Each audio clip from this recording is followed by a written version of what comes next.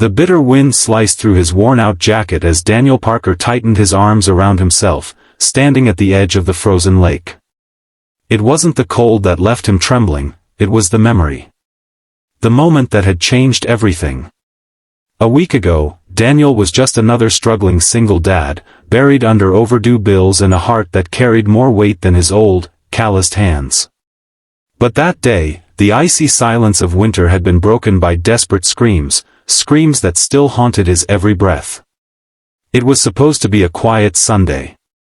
Daniel had promised his 7-year-old daughter, Emma, they'd go to the park, even if the snow was ankle-deep. She had been patient with him for months, understanding more about sacrifice at her age than any child should.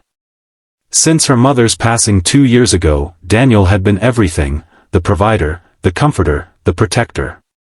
But he was tired, and some days, it showed more than others. As they walked along the icy trails near Lake Willows, Emma's mittened hand snug in his, Daniel noticed 2 small figures by the lake's edge. Twin girls, no older than Emma, giggling as they chased each other too close to the thin, frozen surface. His heart flickered with unease, but before he could call out, the ice beneath them let out a sharp, chilling crack. Everything happened in seconds. The girls vanished beneath the shattered ice, their screams muffled by the freezing water. Without thinking, Daniel dropped his coffee and sprinted toward the lake. He didn't pause to weigh the risks.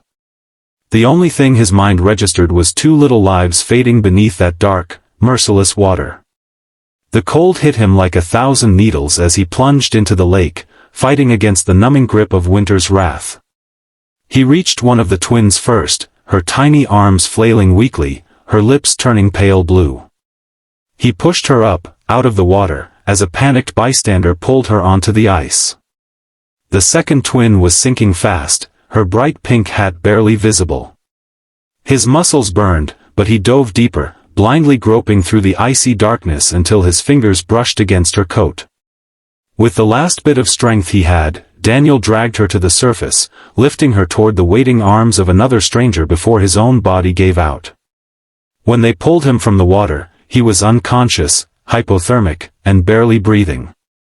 Daniel woke up 3 days later in a hospital room, Emma's tear-streaked face the first thing he saw. The doctors told him it was a miracle he survived. The town called him a hero, but he didn't feel like one. He'd just done what any parent would do, wouldn't he?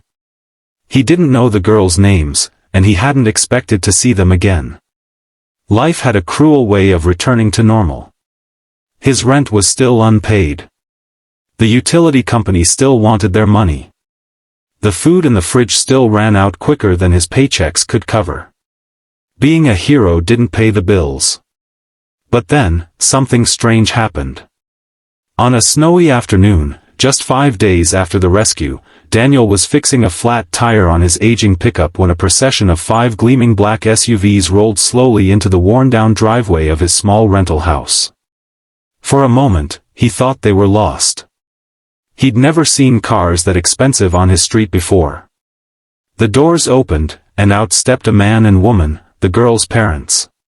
Tears welled up in the woman's eyes as she rushed toward Daniel. Without a word, she wrapped him in an embrace so deep it thawed something inside him that the cold had long frozen. Her name was Laura Whitmore.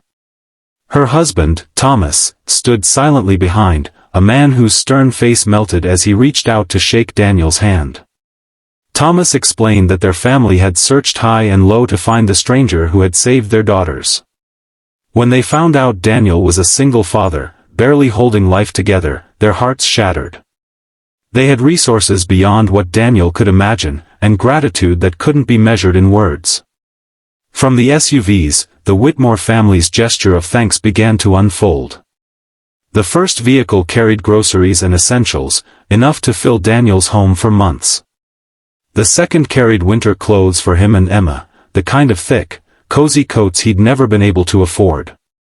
The third held legal papers, an offer to clear all his debts and pay his rent for the next year.